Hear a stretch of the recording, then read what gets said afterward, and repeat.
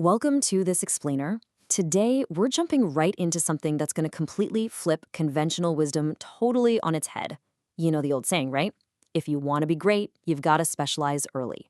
Put in your 10,000 hours, pick a lane, and literally never look back. But what if I told you the data and the history point in the exact opposite direction? Today, we're uncovering why being a multifaceted athlete, a jack of multiple trades, is absolutely your ultimate competitive advantage. So do elite athletes really have to choose their sports super early? Let's bust this popular myth right now.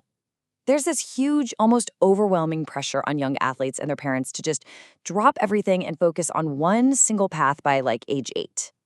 But when you look at the highest echelons of competitive sports, the reality is completely different. Choosing early, it's just not the prerequisite for greatness we've all been sold. Get this. If you look at NCAA Division I athletes, who are basically some of the most elite young competitors on the planet, only 1 in 6 actually specialized in a single sport before the age of 12. 1 in 6. That means the vast majority of these absolute powerhouses were out there playing multiple sports all throughout their childhoods. Whether it's track and field, weightlifting, or skiing, the top-tier athletes are actually way less likely to have done that intensive single-sport grind at a young age compared to their peers who didn't quite make the cut. And hey, it goes way beyond college, too. Take the 2015 NFL Scouting Combine. 6 out of 7 of the invited athletes were multi-sport athletes in high school. 6 out of 7. Why? Because avoiding early specialization builds foundational, incredibly transferable skills. Playing different sports trains different muscles. It sharpens your overall spatial awareness, and it just builds a super robust athletic base. It's exactly why a massive majority of NFL draft picks were playing totally different sports right up until graduation, before finally zeroing in on their pro careers. Let's check out some historical legends who took this versatility to the extreme. Jackie Robinson, for example. We all know him for breaking the color barrier in Major League Baseball, right? Well, he actually lettered in 4 different sports at UCLA. He was out there dominating in football, basketball, and track too. Or how about Dave Winfield? This guy was so ridiculously versatile, he was drafted by 4 professional teams across 3 entirely different professional leagues: baseball, basketball, and American football. No way, right? He eventually chose baseball, but that raw foundational athleticism was just off the charts. Then you have the absolute legend that is Lev Yashin. His story is just wild. He didn't just casually play 2 sports. He competed in both at the absolute highest international level. Yashin amazingly played as a goalkeeper for the Soviet Union in both association football and ice hockey. Think about the transferable skills there. We're talking elite reflexes, wild spatial awareness, and the sheer pressure of defending a net. Mastering all of that on both grass and ice, that's the literal definition of extreme athletic versatility. So what happens when you take that extreme versatility and focus it all into just one sport? Well, let's pivot a bit and see how this multifaceted mindset creates absolute legends on the soccer pitch, or global football for the purists out there. It turns out stepping totally out of your specialized lane on the field is often the real secret to unlocking your greatness. Sometimes, to really unleash your potential, you have to adapt to a completely new role. Take Gareth Bale. Back in 2007 with Southampton and Tottenham, he was a traditional left back, a defensive player. But he had this explosive pace and a killer attacking instinct. By stepping out of that defensive box, he transformed into one of the most terrifying attacking wingers in the world for Real Madrid and Wales. Talk about a massive trophy-laden glow-up. And you know what's really interesting? It works perfectly in reverse too. Versatility lets players adapt their game defensively as they age, and their bodies change. Look at Bastian Schweinsteiger. He started out as a wide winger, then moved to central midfield, where, by the way, he literally pulled the strings to win the 2014 World Cup for Germany. Later on, he dropped all the way back to play as a center back for the Chicago Fire in the MLS. Having that deep, holistic understanding of the game let him extend his career incredibly gracefully.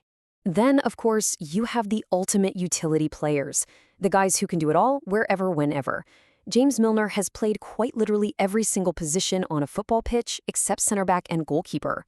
Then there's Jorge Campos, the famous Mexican keeper with the super colorful self-designed kits. Yeah, he was also a super talented striker who would literally sub out of the goal to go play up front when his team desperately needed a goal. And Dion Dublin, a top-tier English striker who was also a brilliant central defender. Actually, a young Wayne Rooney once said Dublin was the best central defender he'd ever faced. Coming from a striker, that is some serious, serious praise. Okay, so here's the crucial question. How do professional sporting institutions actually reward this kind of defensive utility? We all know versatility is pure gold for a team, but historically, the big awards only ever went to the specialists, the best striker, the best right back. Let's look at American baseball to see how the system is finally catching up to reality. To really get this, we've got to talk about baseball's Gold Glove Award. Created way back in 1957 by Rawlings, the glove manufacturer, it's pretty much the holy grail of defensive awards in baseball. It was created to honor the absolute best fielders at every single position, essentially the ultimate prize for fielding specialists. But if you track the history of the award, it's basically a timeline of the sport struggling with and then finally embracing versatility. For decades, they just handed it to any three outfielders, regardless of their exact spot.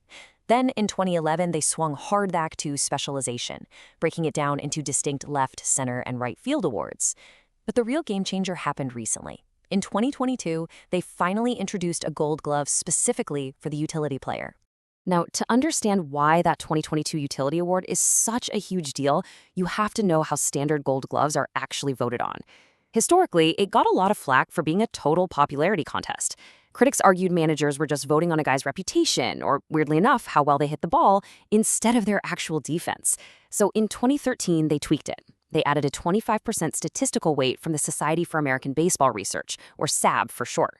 The other 75%? That's still up to the managers and coaches. But here is the kicker. For the 2022 Utility Player Gold Glove, the criteria is 100% based on sabermetric defensive stats. 0% coach voting. None. This is literally a massive shift. By pulling human bias totally out of the equation and relying strictly on advanced data, baseball officially proved the immense, quantifiable value of a player who masters multiple positions. The math itself proves that being a versatile utility player isn't just nice to have. It's a distinct, measurable superpower. Honestly, this whole journey is perfectly summed up by something Pep Guardiola once said about Lionel Messi. He said, whichever position he played, Messi would be the best. Think about that. Whether it's a utility infielder grabbing a fully data-driven gold glove, or Lionel Messi seamlessly bouncing from winger to false nine to creative midfielder, true athletic greatness is almost never glued to one single spot. The best of the best understand the whole puzzle, not just one single piece of it. So as we wrap up this explainer today, I want to leave you with this thought. We live in a world that is constantly screaming at us to specialize early. Pick a major, stay in your lane, find your niche. But how might embracing multiple skills and completely diverse experiences actually be the secret to unlocking your own true potential? Whether you're an athlete, a professional, or just someone who loves learning, remember this. Versatility is never a distraction. It's the ultimate foundation for greatness. Thanks for hanging out with me for this explainer, and I'll catch you in the next one.